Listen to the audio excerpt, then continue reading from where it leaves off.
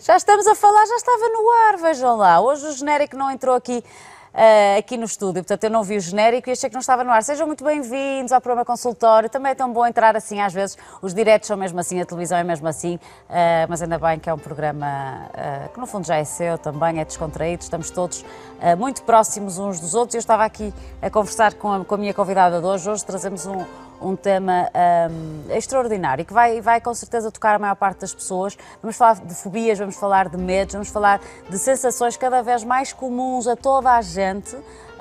O preconceito é cada vez menor e ainda bem, porque as pessoas vão assumindo que de facto têm medos e têm dificuldades em lidar com essas sensações estranhas que às vezes sentimos no nosso corpo. Eu estava aqui a confessar que eu própria sofro também de algumas ansiedades e medos e acho que é muito comum e cada vez mais, mas há formas de lutar contra isso tudo. Há quem nos ajude e hoje vamos ter aqui um convidado extraordinário que eu adoro receber cá, que nos vem falar de uma técnica que de certeza que em casa já conhece, mas nunca é demais falar dela. É muito eficaz e por isso é que hoje também trouxemos aqui um caso clínico que nos vai contar exatamente como é que tudo aconteceu. Tenho comigo então o Dr. Alberto Lopes, que é hipnoterapeuta, já muito conhecido da casa. Muito bem-vindo, Sr. Doutor. Boa tarde. Muito obrigada por estar aqui connosco. Boa tarde, Susana. E então, uma paciente do Dr. Alberto Lopes, que é a Inês Marçal, que tem 22 anos e que foi tratada exatamente pelo Dr. Alberto Lopes. E vem cá, então, contar-nos a sua história, porque já sabemos que quando as histórias são contadas à primeira pessoa tem outro impacto. Concorda comigo, não concorda? Sim, com certeza que sim, pelo menos são mais genuínas. É verdade. E retratam um quadro que normalmente nos afeta e todas as variáveis familiares. É verdade, e as pessoas lá em casa depois identificam-se com maior facilidade, não é? Com certeza, eu concordo. Porque quando nós estamos os dois a conversar um com o outro, é muito importante. Mas eu acho que quando é na primeira pessoa, eu senti, eu fiz, acho que as pessoas lá em casa podem se identificar.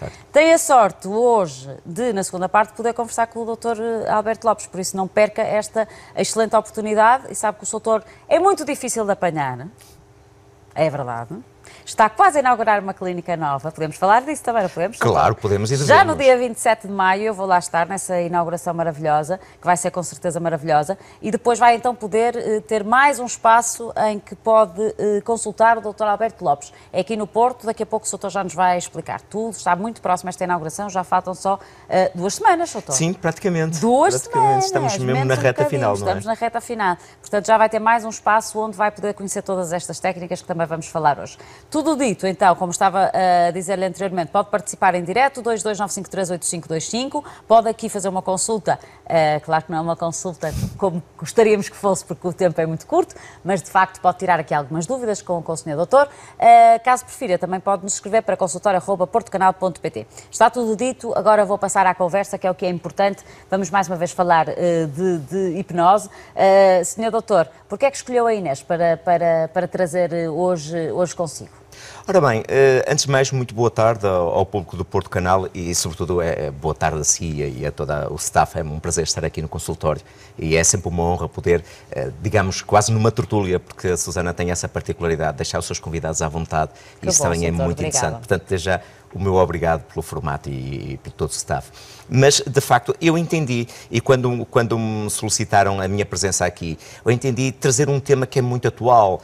Se pensarmos que a maioria das pessoas atualmente vive num quadro de ansiedade generalizada, e sobretudo se pensarmos na realidade aterradora que é os moduladores do humor, nomeadamente os ansiogénicos, aumentaram quase de 30% desde 2014 até agora.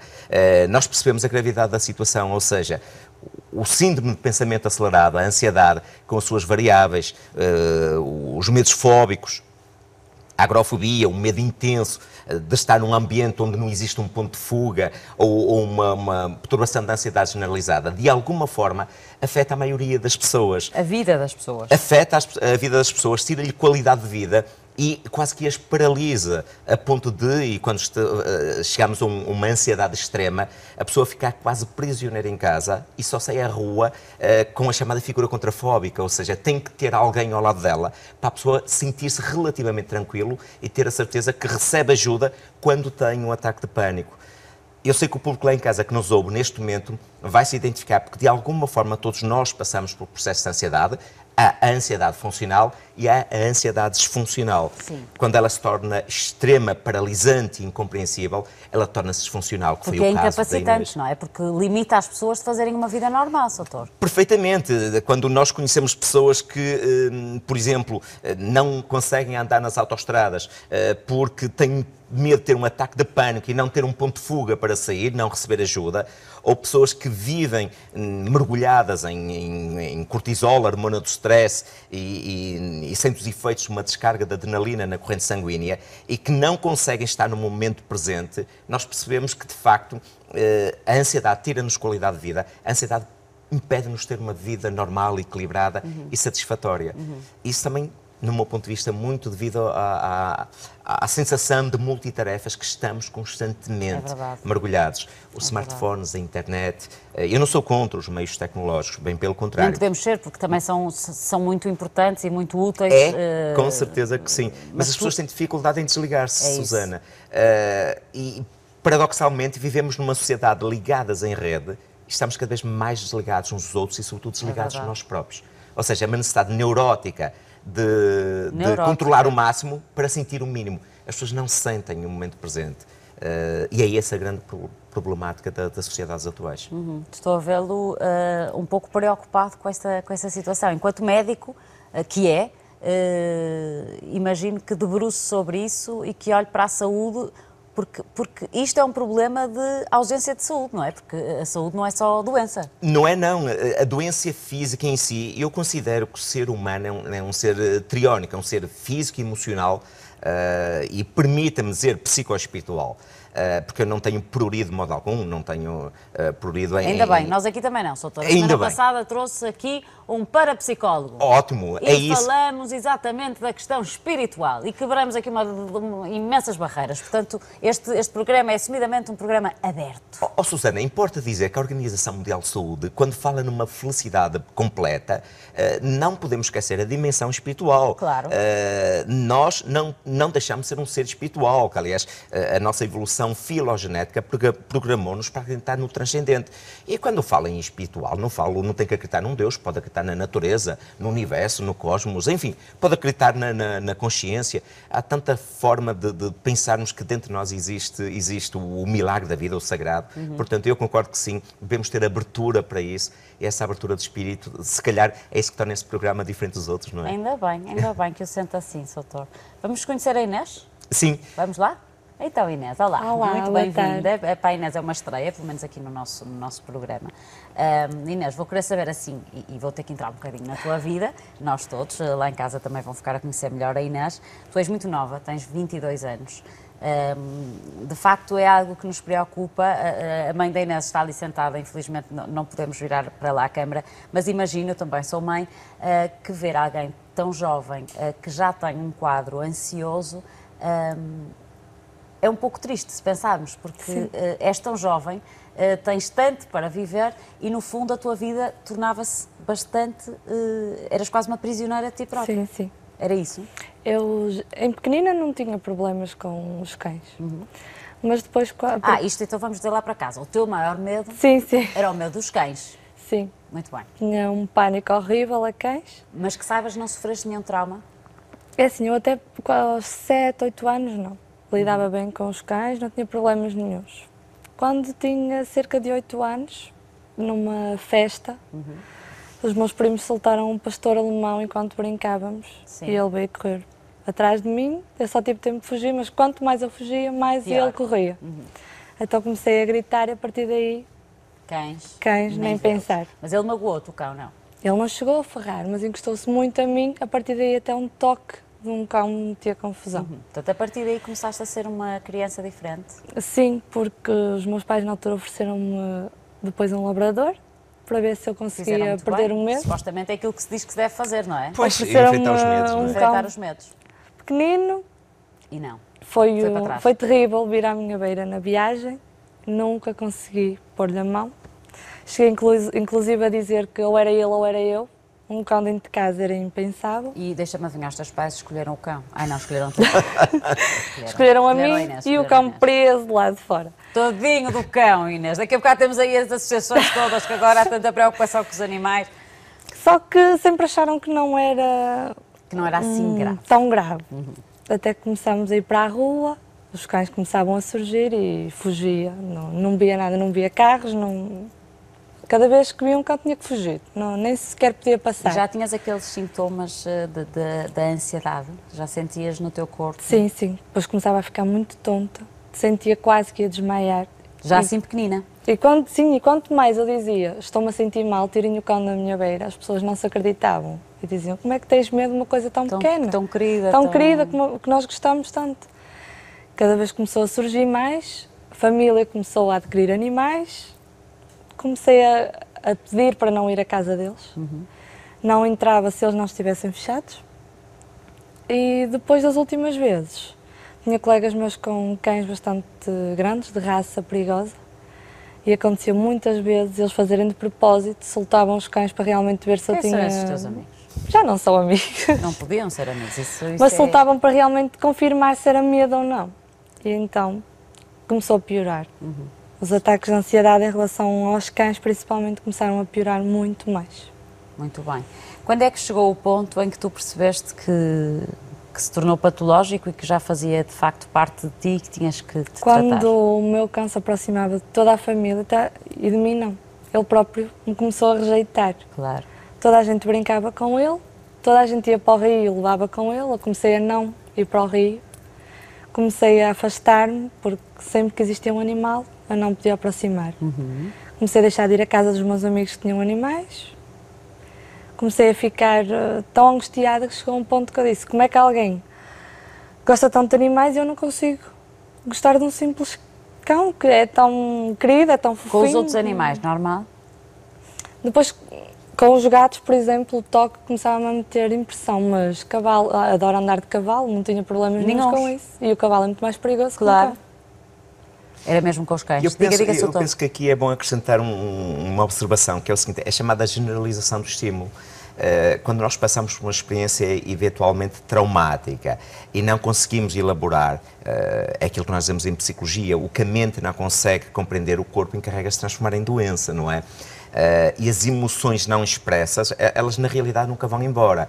Elas nunca desaparecem, nunca morrem, elas temporariamente vão embora, mas tendem a voltar de forma disfuncional. O que aconteceu com a Inês, para além desse pânico e medo incompreensível de lidar com uma coisa que ela considerava, de facto, pela lógica, um ser amoroso, um cachorro fofinho, como ela diz, e a incapacidade de lidar com isso leva as pessoas a ficar cada vez mais isoladas e a generalizar o estímulo. Lá está, quando ela diz, os gatos começou-me a incomodar, o pelo dos gatos, e se ela não tratasse, ia generalizar para outro tipo de animais, os animais com pelo e por aí fora. Se pensarmos que nós vivemos, ainda bem, os animais, é um antidepressivo muitas vezes, brincar com o animal é um antidepressivo. Certo, exato.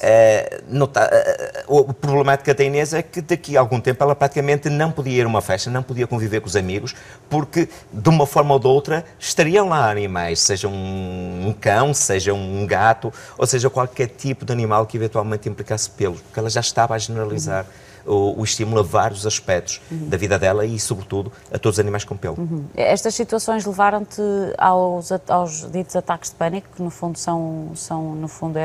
podemos dizer, Soutor, que é o nível máximo de ansiedade? Importa distinguir, digamos, uma perturbação da ansiedade generalizada de uma fobia específica. O que a Inês veio tratar no consultório... É mais simples ou mais complicado? É mais simples.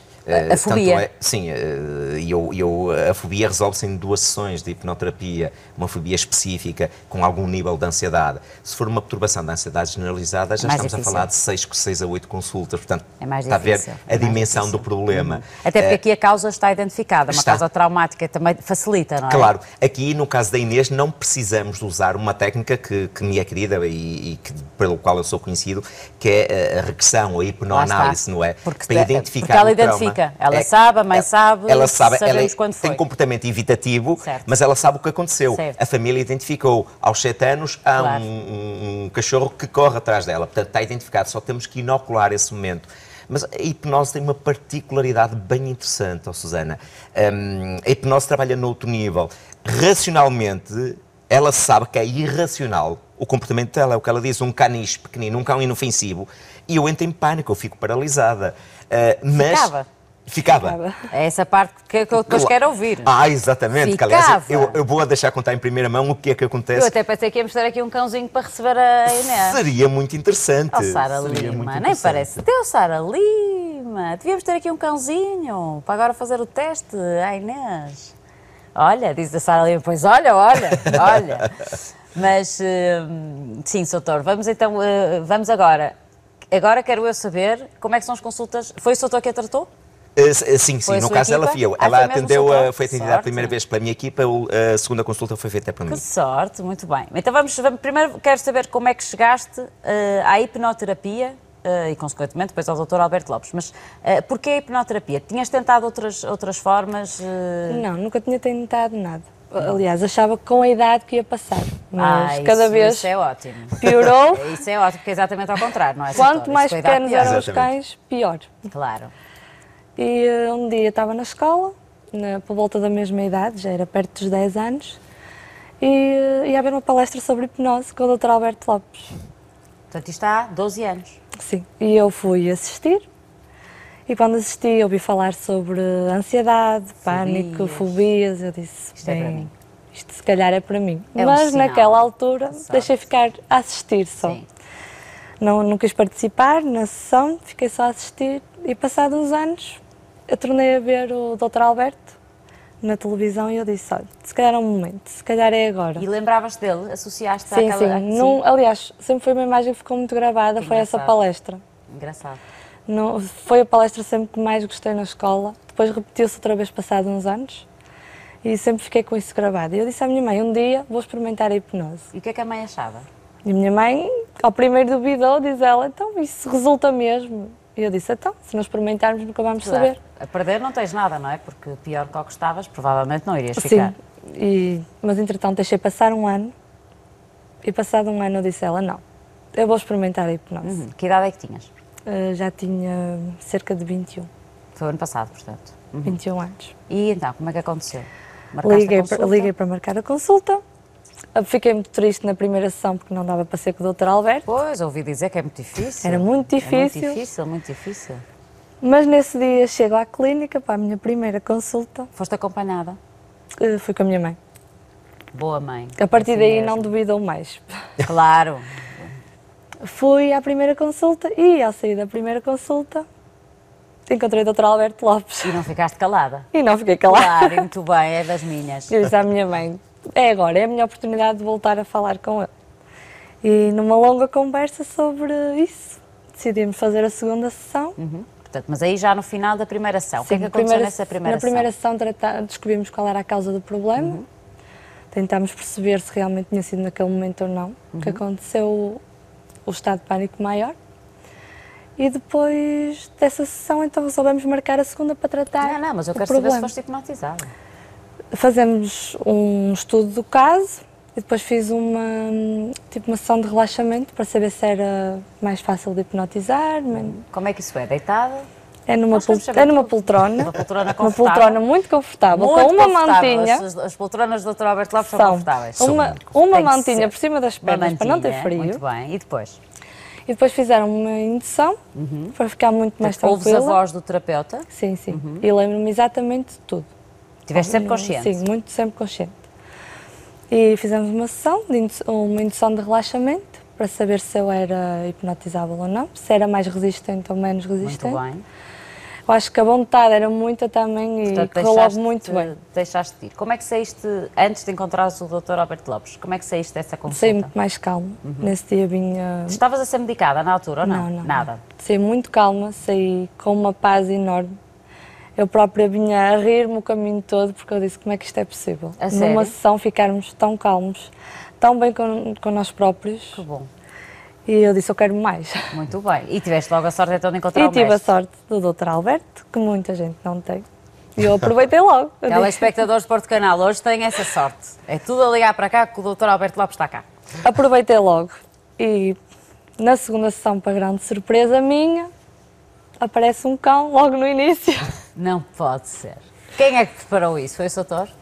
É assim que tem que ser? Não tem que ser assim. deixe-me, eu por acaso recordo-me da Inês, quando ela disse que me tinha visto numa palestra, eu sou convidado muitas vezes para ir às escolas, falar da hipnose, há trabalho sobre isso, e eu sou normalmente professor convidado para ir também à faculdade, estive recentemente no ICBAS, estive na Faculdade de Farmácia aqui da Universidade do Porto, no Hospital São João também. O doutor é muito bem, isto é importante dizermos lá para casa, eu sei, tanto porque recebo aqui médicos todos os dias, o doutor é muito bem aceito, até diria mais, os médicos, toda a comunidade médica e científica tem em si um grande apreço. Isso, de certa maneira, credibiliza muito, porque isto é uma área que muitas vezes as pessoas olham assim... Mas de facto o doutor tem essa sorte, porque... E tem razão, de facto. Tem sorte, não é só sorte, tem mérito. É um trabalho, é um trabalho, eu sempre me esforcei. Importa dizer que a hipnose tem um estigma, o preconceito que existe. É cada vez menor, graças a Deus. Sim, e é importante. Eu penso que atualmente a comunidade médica, a área da psicologia e psiquiatria, olha cada vez para a hipnose como uma técnica de grande abrangência clínica e que torna a terapêutica muito mais humanizada. Primeiro, não trabalha com a medicação, ajuda a libertar a medicação, trabalha em complementaridade com outras técnicas, isso é muito bom. Importa dizer que a hipnose não é uma panaceia que tudo cura, tem limitações, claro. E é importante dizer que a hipnose não vai trabalhar o corpo físico, embora o corpo físico reflete o que nós vemos cá fora, é o que temos cá dentro. Certo. Mas a hipnose não tem pejo nenhum em trabalhar em complementaridade com outras áreas médicas. E quando nós, e a classe médica, quando nós demonstramos que fazemos um trabalho sério e que isso traz vantagens para o paciente, obviamente o médico quer o melhor do paciente importa, e abre as portas. Eu atualmente sou muito solicitado e sou convidado, seja pela Faculdade de Medicina do Hospital São João, todos os anos vou lá dar uma formação, ali na Faculdade de Farmácia, no ICBAS, Instituto de Ciências Biomédicas Abel Salazar, estive lá há 15 dias a dar uma formação e os futuros médicos, alunos de 4 anos de Medicina, estavam entusiasmados com a técnica, com a abrangência, e eu sou uma pessoa muito prática, muito pragmática. Eu gosto estamos a falar da dor, eu gosto de mostrar uma insensibilidade à dor. Estamos a falar, por exemplo, em ataques de pânico, em ansiedade, eu gosto de aplicar uma técnica que vai trazer níveis de tranquilidade, serenidade, porque a hipnose, para além de um agradável relaxamento, torna as pessoas mais serenas, mais tranquilas. As pessoas, como diz a Inês, ela disse, como é que isso é possível? Eu entro tão ansiosa, isso é tão serena, tão tranquila. E ela diz uma coisa muito interessante, eu quero mais, eu quero ir mais fundo. Porque quando eu vi a Inês, ela me referenciou, olha, eu conheci-o há 10 anos atrás, numa palestra em Castelo de Paiva, na escola, e tinha tanta vontade, eu não fui na altura porque fez uma demonstração, eu não fui porque tinha receio, mas agora quero experimentar. Então eu fiz um esforço e eu disse, inteirei-me do caso dela, que foi consultada por um... E achou que ela merecia. É isso, Susana. 10 anos à espera, decidiu, deu aquele voto de confiança, veio de Castelo de Paiva, olhei para a problemática dela e eu disse, não, é uma fobia específica. Na aproximação eu disse, despeça-se da sua fobia, que acompanhou há mais de 12 ou 13 anos. Na aproximação a sua fobia vai embora. E foi mesmo. Então como é que foi? Esperou com um cão? Tinha lá um cão? Tínhamos um cão, mas era só para o final. Só que eu sou tão curiosa que o vi logo. Não acredito. Foi combinado com a família, não foi Sim, combinado sim. com a família. Claro. Não Estava foi tudo feito. previsto. Claro. Só que era só para o final, para realmente eu fazer o teste se realmente conseguia tocar num cão ou Portanto, não. viste antes? Só que eu vi antes e eu, ai meu Deus, e agora? Agora é que isto vai correr mal. Mas entrei para o consultório e mal comecei a fazer a hipnose, comecei a ficar muito mais calma, mais tranquila. Na mesma deitada? Sim, mesma na técnica? poltrona, mantinha outra vez. Mesma técnica, doutor? As técnicas variam. No caso dela, como fez a primeira indução e reagiu bem ao transe hipnótico, nós utilizamos aquilo que chama mecanismos de condicionamento. Pode ser uma palavra, pode ser um ambiente psicogeográfico, a própria poltrona pode ser hipnótica. A primeira sessão é a que demora mais tempo para a mente... Tem mecanismos de defesa próprios. Claro. Daí, quando nós falamos o que consiste a primeira sessão, numa anamnese, num historial clínico, se a pessoa já fez a despistagem da problemática, se realmente é psicológico e não físico, se for do médico, nós temos que encaminhar para um médico.